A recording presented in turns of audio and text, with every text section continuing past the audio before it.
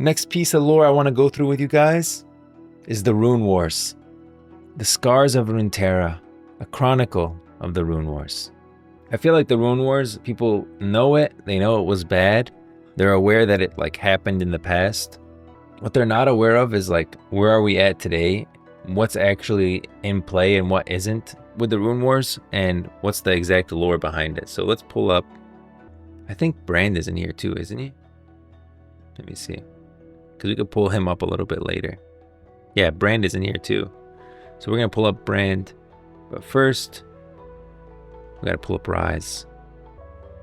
Where's he at? Ryze.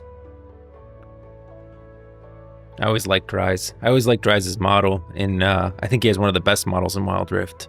Just looks like he's on an adventure. This little book. Alright, The Scars of Runeterra, a chronicle of the Rune Wars. An echo of destruction. The history of Runeterra is written in the scars left by a war that nearly unmade the world. Long before the rise of Demacia or Noxus, mortals discovered the very tools of creation, the world runes. What followed was a cataclysm of ambition, greed, and destruction on a scale that defies imagination. This is the story of the Rune Wars and the event that shaped the modern world and left one man with an eternal, lonely burden. This is from Ryze's Champions page. Take care with this world. What is made can be unmade. And that's Ryze's login screen if you guys want to listen to it. The discovery of creation's fire. The conflict began with not a bang but a whisper. A young apprentice named Ryze first heard of the world runes from his master, a sorcerer named Tyrus of Helia. Helia was the capital of the Blessed Isles, a center of knowledge and enlightenment before its fall. Ryze and his master were members of an ancient order tasked with protecting dangerous artifacts, and the runes were the most dangerous of all. They were fragments of the raw magic that had shaped the world from nothingness. In their youth, Ryze and Tyrus even guided the legendary Callista to the Blessed Isles, a testament to their connection to the world's deep magic. So you can see it here.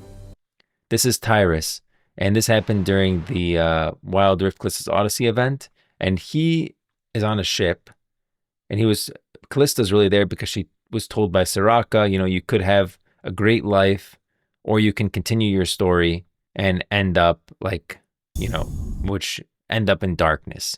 And the whole reason that for Callista's Odyssey is that her king, Viego, was almost got killed, right, by a dagger. I can show you, let me show you the Ruination book trailer, because I feel like that really does a great job. Let me show you guys that. This is why Callista's Odyssey even happens. Listen to this.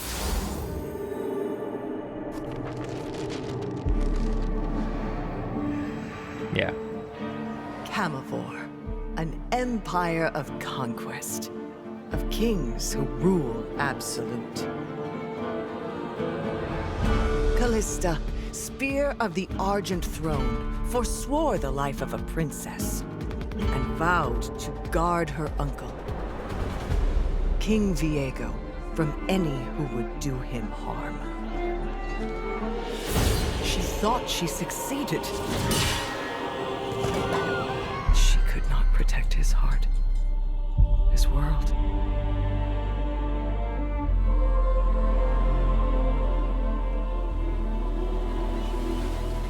Now she searches for a That's cure the Blessed Isles. in places of myth and legend.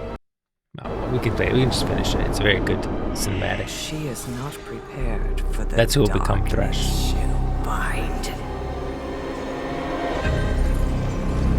That's who will become Thresh.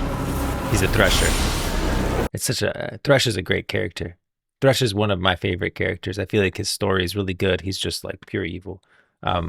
In a lot of ways, he's like one of those great antagonists of the Runeterra universe. But now you understand, Callista, she's from this place called Camavor. It's all the way on the right side of the map. You can't even see it on here. It doesn't exist. We can go to like map of Camavor. This is a map that came from the book. And yeah, you can see it right there. This is the map of Camavor. You can see the independent lands. That's where Neela is from as well, if you know her from Bilgewater. Camavor is over here, and you can see this place in the middle where it says Eternal Ocean that they all kind of skip. What we're seeing here is trade routes. The reason they're skipping that is because it was a place that was covered in this mist that they couldn't get through. And the reason that mist was there is because that's where the Blessed Isles are. Now today, we know them as the Shadow Isles. And they become the Shadow Isles because of the events that we're about to talk about. Callista meets Soraka on her way there, trying to figure out this way to get to these blessed waters, how Viego can save Isolde, his wife, who Callista feels somewhat responsible for her getting poisoned. She's about to die. She meets Soraka. Soraka tells her, go back home, you know? You'll get a good life, you'll live with the man you love. And then she's like, then what about the path I take? And she's like, darkness. I came here to get answers to a specific question and do not have the luxury of time. Please give me the answer. You are a pragmatic soul, I'll tell you this. And she tells her, the Golden Maiden of the Sea will take you there. That's the Golden Maiden of the Sea will take you to the Blessed Isles. That's what Soraka tells her. Soraka's has to do with Targon. She can like kind of see the future in a lot of ways. I can say no more. Okay, so she goes. They're sailing around. They see the Crimson War Party, which is a group of, I think Vistaya, right? Crimson Warriors Girls are Vistayan hunters, yeah, from the depths. So they don't like people. They're boarding and attacking a ship, but Callista helps them. She fights, protects them. And what happens at the front of the ship? There's a Golden Maiden that would guide you. Look, at the front of the ship, there's a Golden Maiden. And then who's on the ship? Tyrus. Greetings, warriors. Many thanks for your assistance. I am Seeker Adept Tyrus. This is my apprentice, Ryze, who is on a learning journey with me. I am Callista, and this is the captain of the Daggerhawk, Venix.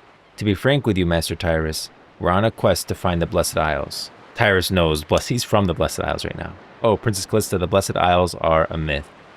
We both know that is not true. They are hidden within the mist, the heart of this ocean. I seek the Isles only to find a cure for my dying queen. Please, I am begging you, Master. The young king adores his queen, she is his life, and I fear that what he would do should she succumb. That sounds like a threat, a way to force me to reveal anything I might know about your fantastical Blessed Isles. I could have prevented it. I should have prevented it. His fury will turn upon Camivor's neighbors, or even the people of his own kingdom, and it will be my fault. Coming upon you was no accident. A single-horned seer told me that it was written in the heavens that the Golden Maiden of the Seas would lead me to the Isles. That's your ship.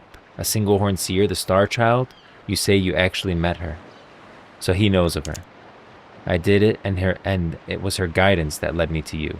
I swear on the ancestors, I will reveal the truth of the Isles. Imprison me forever if that's what you need to do. But please, if there's any way your scholars can help, do not deny me. And he does eventually lead her to the Blessed Isles. Yeah, and in the next one, you actually see Ryze as a child. Despite the Order's efforts to keep them safe, knowledge of the runes spread. As another ancient and brilliant mind, Heimerdinger warns such power in mortal hands is a recipe for annihilation. So this is from Arcane. Currently in the lore, Heimerdinger actually witnessed the Rune Wars. I think what happened, because the Rune Wars were still a very long time ago.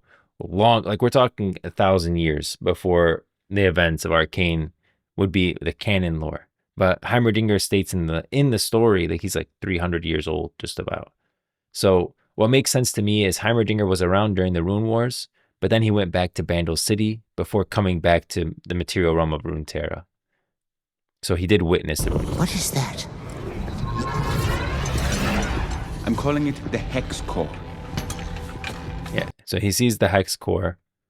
Your stories of healing our samples thus far perished. And he witnesses the Rune Wars. You must destroy it. Yeah. So he's like, I've seen magic like this before. It's a problem, and you must destroy it, because he's scared of another Rune Wars. Knowledge of the runes began to spread. Few could even begin to understand their importance or the sheer power held within them, and yet all saw them as weapons that could be turned against their rivals. So the First Cataclysm. So really what happened here, if we're talking about like just the events over time, like a timeline, if I can give you guys an exact timeline. You have Callista's Odyssey events.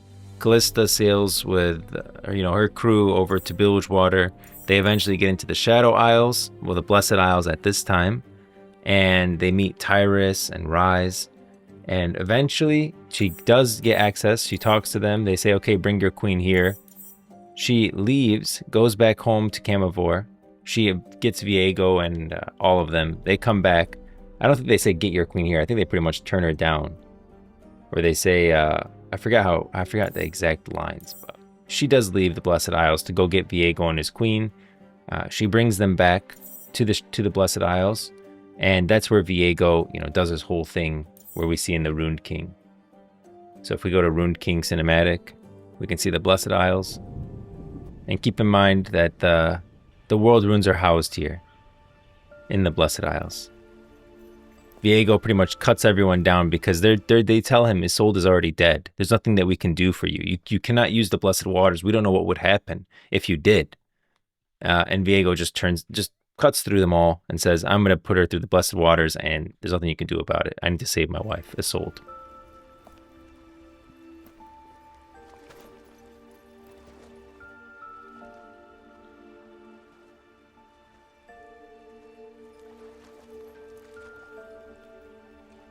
Ryze and Tyrus were here at the time, along with Callista.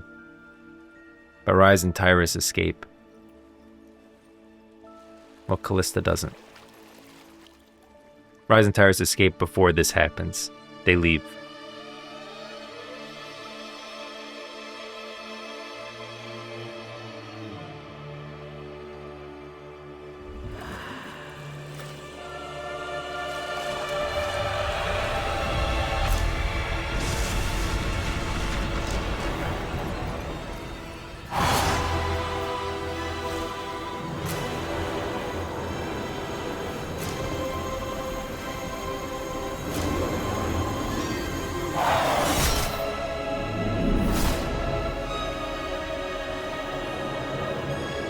The actual true reason that this happens is not because of Isolde being resurrected, even though she's dead. That's part of it, but the main thing is, you can see it happening here.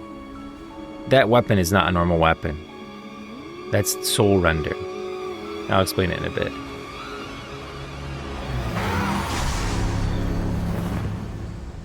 And that's how the Blessed Isles becomes the Shadow Isles. And the Blessed Mist becomes the Black Mist. And then we get the Shadow Isles, which is present day. And you gotta remember, what did I say the Blessed Isles were? It was like 1,000 years earlier. That's 1,022 years ago, okay? So this was a long time ago. Long time ago, keep that in mind. What I was saying was that soul render, it's a special weapon. It literally rends the soul of the person. And so the combination of his soul being rendered and then being healed by the Blessed Waters keep interacting with each other, and that's what creates undeath. And that's what caused the Blessed Isles to become what it is today, which is the Shadow Isles. So now the timeline is, right, we had Callista's Odyssey event. She comes there, she goes back to Camivore, gets Viego, brings him back. He does whatever he does to the Blessed Isles, kills everyone, puts Isolde into the Blessed Waters. It becomes the Shadow Isles, but Ryze and Tyrus escape before that. They were on the Blessed Isles, but they leave before like Viego turns it into the Shadow Isles. So the problem is that the world runes were on the Blessed Isles. At this point, when they become the Shadow Isles, they somehow get out into the world, along with some other stuff that was on the Blessed Isles, like protected weapons. Even like that group that's against Viego, they use like those weapons that they don't really shoot. I always said their story needs to be like retconned. They're over here. Sentinels of Light. The Sentinels of Light, those weapons come from the Blessed Isles. So the First Cataclysm occurs. The first devastating blow of the Rune Wars was struck in the Noxus territories, Ryze's homeland. As two Ionians clashed, Ryze and Tyrus watched in horror as the world runes were unleashed. The earth fell away beneath them, the bedrock itself seemed to retch and squeal, while the sky above them recoiled as if mortally wounded. They looked back upon the valley where the rival armies had stood, and beheld insanity. Destruction on a scale so massive that it defied all physical sense. The buildings, the people, all were gone, and the ocean, once a day's journey to the east, now rushed to meet them. So this happened on a coastal settlement over in Noxus. It's somewhere over here. So I think it was actually this. If you see this like little spot, you see Drakengate. It's kind of like has like this little island here off the edge of it. But if you look at the map of Camivore, look at this. Look up here, guys. In Valoran, which I don't think you can see the Freljord here. I think this is up to Noxus. They never get to the Freljord. Because you gotta remember, this map comes from Camivore. I think this little piece up here on the left side that's kind of like extending out, there was more to it. And that's why on the current map of Runeterra, we don't see this, like it all became water. Because this island like used to extend farther, but it used to be connected. And you can see that's This is where the memory occurs. So it's over here, and that's why the water rushes to meet them. It's like a coastal settlement. It's destroyed. World runes are magic on a nuclear level. Think nukes. So this was a nuclear war. And that's the whole thing with Heimerdinger and Ryze. Heimerdinger's fear of magic throughout Arcane. Ryze's whole story. They're all tied to they never want to see another rune war again.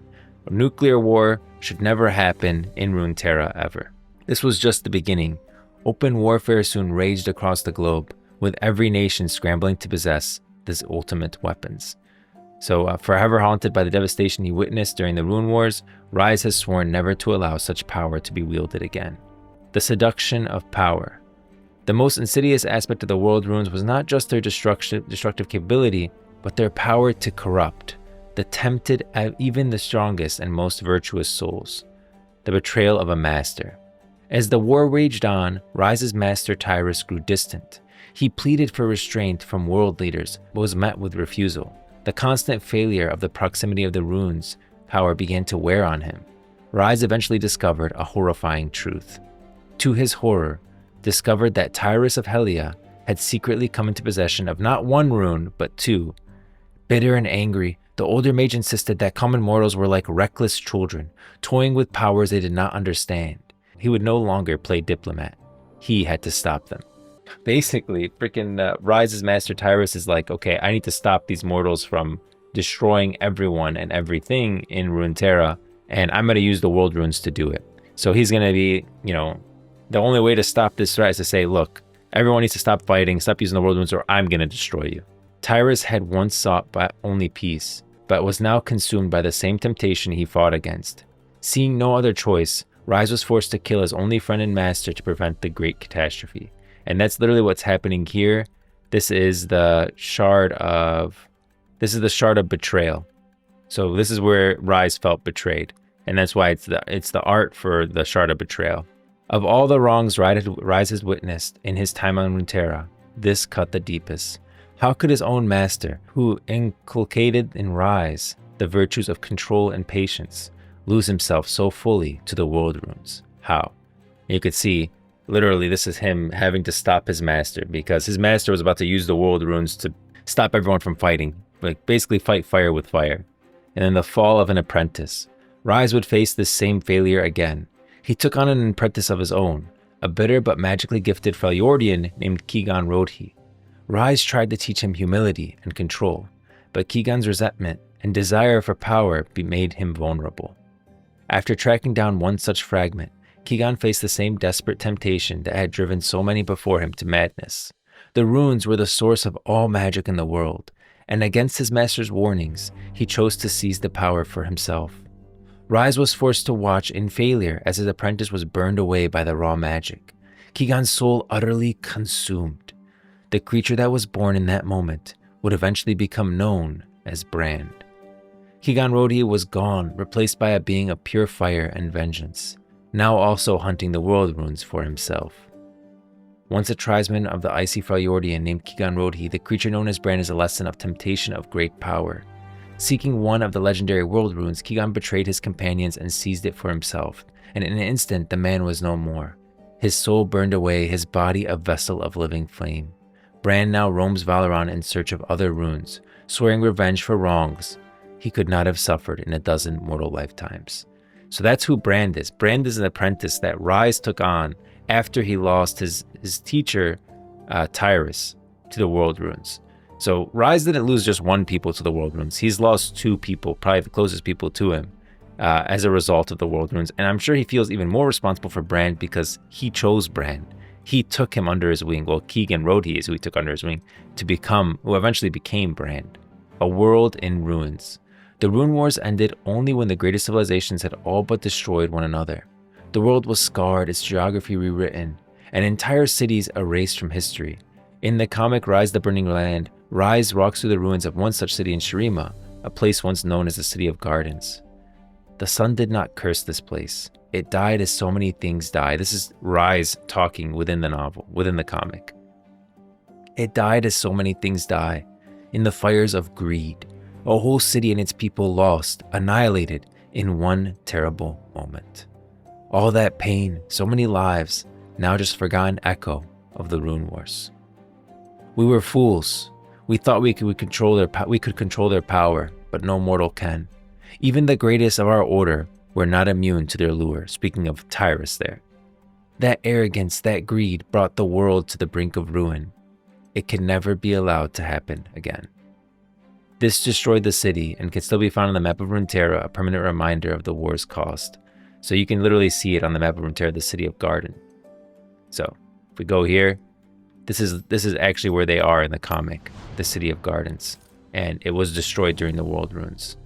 All that remains now lies in ruin. The Eternal Warden. With the war over, eventually the Rune Wars does end. Ryze understood the terrible burden he had inherited. As long as a single world rune remained in the world, Runeterra was doomed to repeat its mistake. This knowledge was to become a lonely burden indeed. For ever since that day, he has scoured the world in search of the last remaining runes. He continues to reject the promise of power within each one, choosing instead to bind them in secret locations, far from prying and greedy eyes. We actually know where that location is, where Ryze is storing those world runes. The shards of the world runes themselves tell tales of the conflicts that defined Runeterra's history, from the fall of Shurima and the Blessed Isles to the rise of the Void. So there's the Shard of Madness. The god warriors of Shurima were thought perilous, perfect, but years of war against an unstoppable foe eventually bowed their spirits, then broke them entirely. Zolani and Aatrox turned on each other in a dispute that soon threatened Runeterra's very existence. And that's the Shard of Madness, the purple one. The Shard of Betrayal. Of all the wrongs Ryze had witnessed in his time of Runeterra, this cut the deepest. How could his own master, who included in Ryze the virtues of control and patience, lose himself so fully to the world runes? How? And that's Ryze, having to kill Tyrus, because he wanted to use the world runes to save Runeterra, I guess, like everyone else. Shard of Violence. Ryze watched on as the mindscape before him constructed itself. Before him, the Acatheans warred with Shurima in a desperate bid for freedom. Ryze knew too well what came next, but watched on regardless.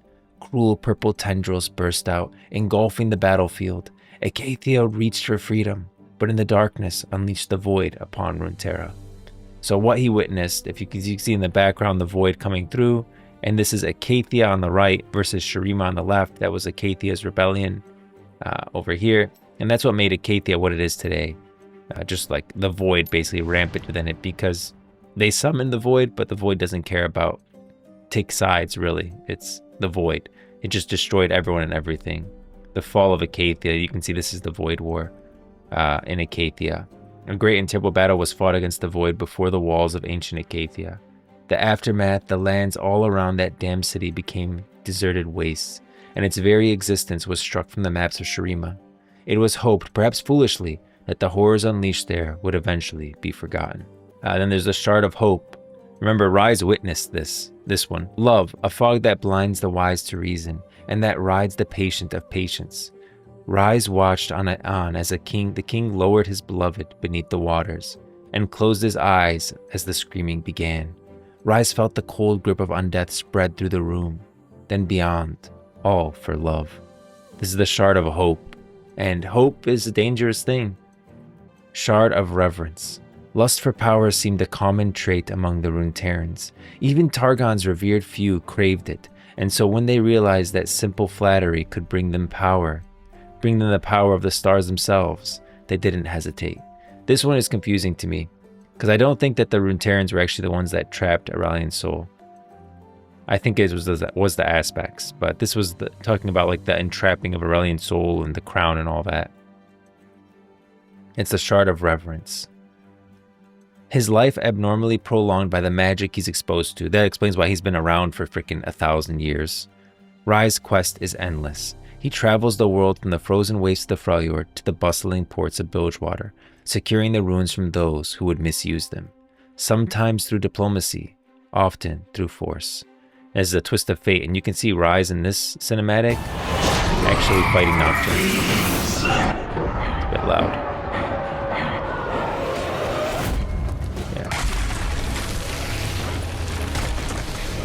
I always thought it was a cool cinematic. I don't think it has any lore relevance. I don't know of a time when Ryze fought Nocturne in the lore, canonically.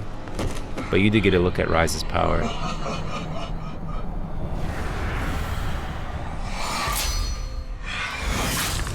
Nocturne is a demon. He's a demon of nightmares.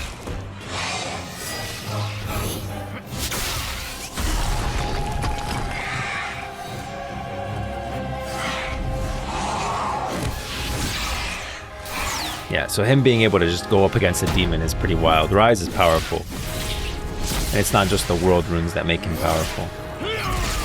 He's a pretty powerful individual. And that's it. The rest is like other people fighting. That's more of like a trailer just for League of Legends in general.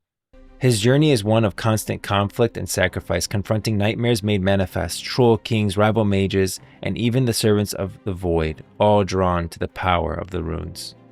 And so if we go to the map of Runeterra, again, we can go through this, the Call of Power. So we start with the Demacian Vault. You know what, let me show you this is the Call of Power, the Ryze cinematic. There is a great power in this world.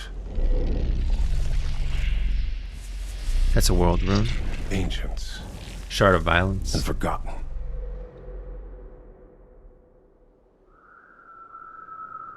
And we can see we're in Demacia here. This is a petricite tree. It transformed fields of bare stone into wonders of life and magic.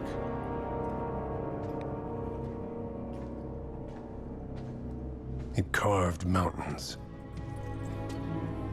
drained oceans, and burned skies.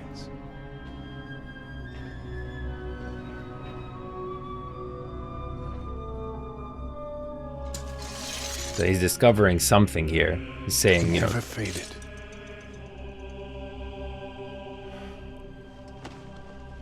It only grew stronger. So he's already got the rune here.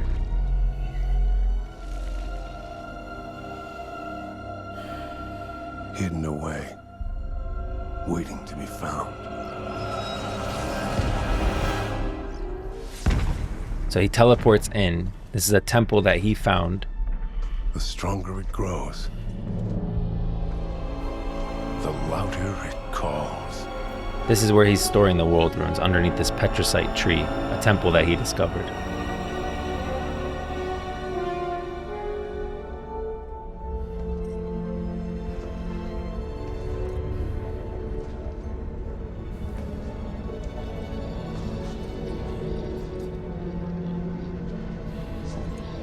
Others seek to claim this power for strength, balance, control. That was Tyrus's failure. Control. That's what really got him to be corrupted by the world runes. He remembers this city being destroyed in Noxus. I was weak then. Naive.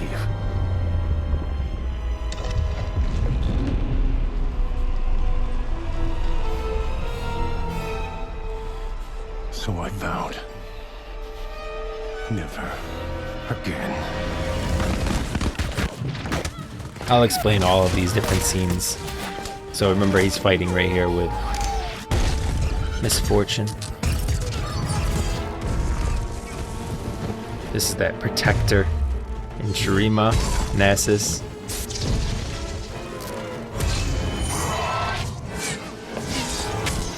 Here in Ionia.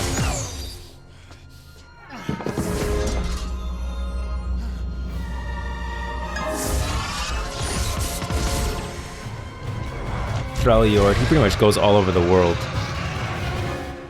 And there's like a story. You can resist the call of power. This is when he was obtaining that world rune that we saw at the beginning of the cinematic.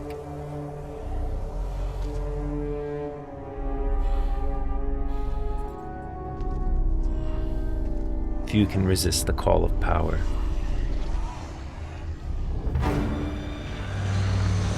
This is not a Watcher. A lot of people think it's a Watcher. It's a Frozen Watcher. It's basically a Voidborn. It's not a Watcher. It's It's light. It's a frozen Watcher, which is much weaker. If he was facing a Watcher, he would have lost.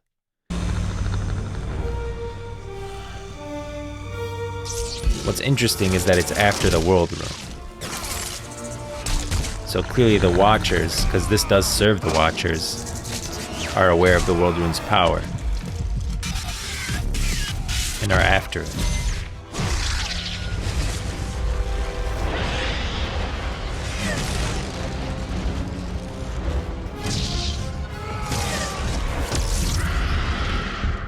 Phew. Ryze freaking popped him like a pimple.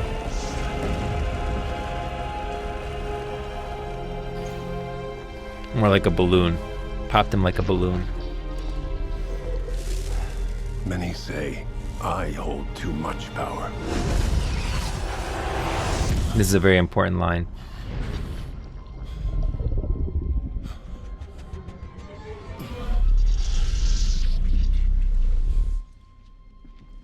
Others say I can't be trusted. Maybe they're right.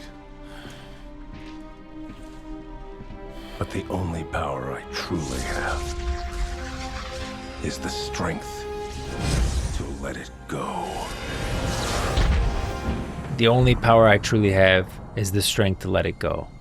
And so we could see he's got 1, 2, 3, 4 world runes. He's missing one. And we'll say which one is that, which one that is. So you've got the Shard of Madness is the purple one. Shard of Madness is the purple one, that's on the right. And you have the Shard of Betrayal, that's the green one, that's on the left. The Shard of Violence, he just got that one, that's in the middle. And we've got the Shard of Reverence, that's that one on the left there in the back. And so he only is missing the Shard of Hope, the blue one. That's the last one that he needs to complete his collection. And each of these places that we just saw in the story, it's in the map of Runeterra, the Demacia Vault. Deep beneath the ancient Pestrocyte groves, Ryze has found a forgotten vault where the volatile energies of the world rune shards can be safely contained.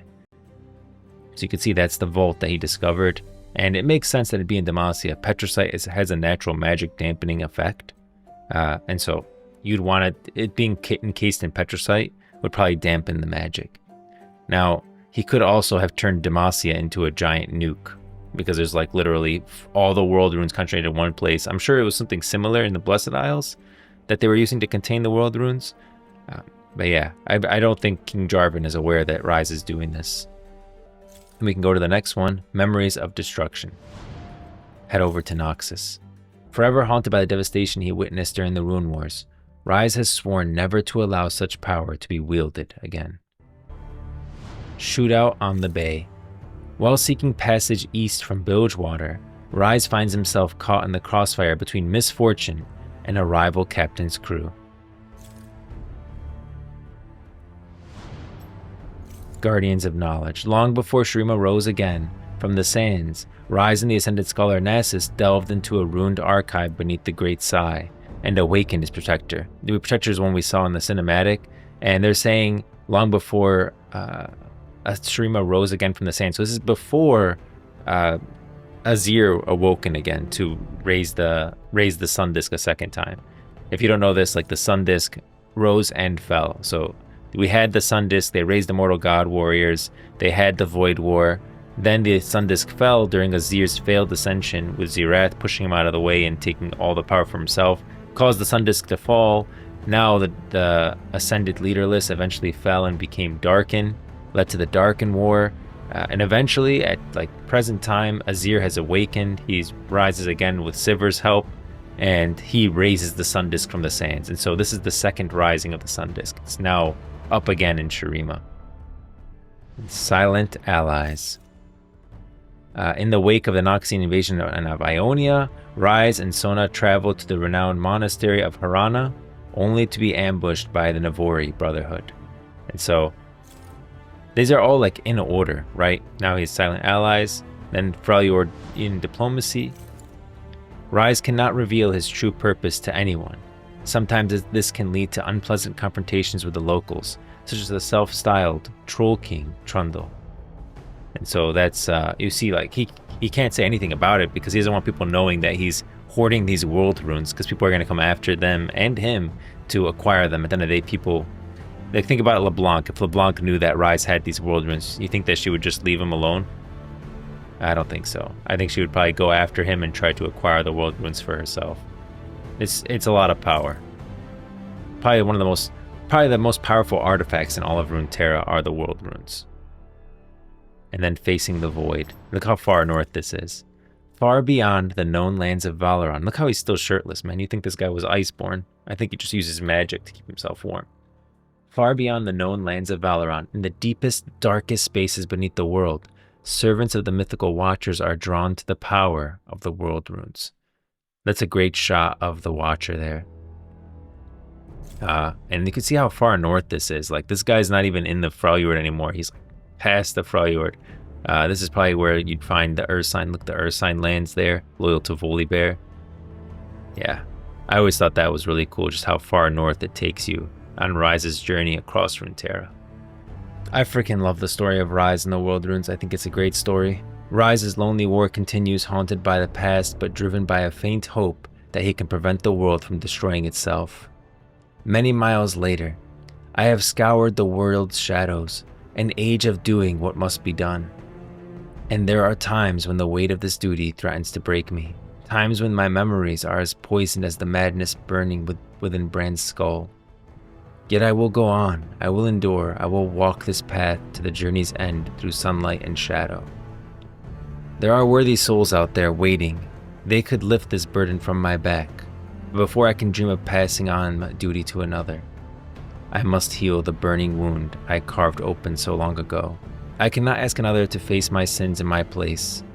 Thank you, Kala. This is from the comic. Kala is a person that he works with. No matter how strong or how willing some of them might be, I will keep doing what must be done, because that treacherous ghost, Hope, haunts me still. End. And the reason the comic ends with "because that treacherous ghost, Hope, haunts me still," is because you gotta remember, he found all 4 of these world runes. You can see the one that he has here is the yellow one, and that's the shard of, where is it? Oh, it's a shard of reverence, right? Yeah, the shard of reverence. And so he has Hope haunts me still. He's still missing Hope. That's the comic. If you guys haven't read that, it's a really good comic. I have a video on it.